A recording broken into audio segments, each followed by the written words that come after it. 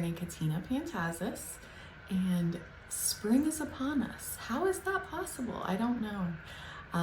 But during this time, we do a lot of spring cleaning and get our house in order, and we also need to get our estate and our affairs in order so that our family doesn't have to go through a timely, costly inheritance process. So, things to think about.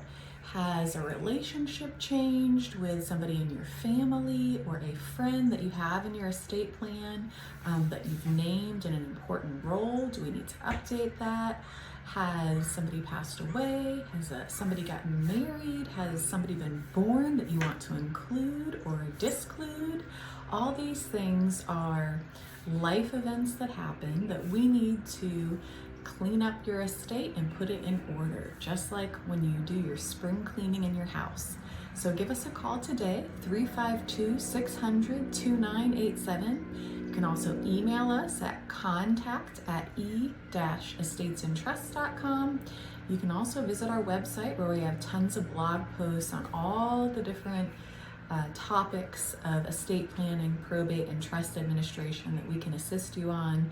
And give us a call today for your complimentary consultation, 352-600-2987.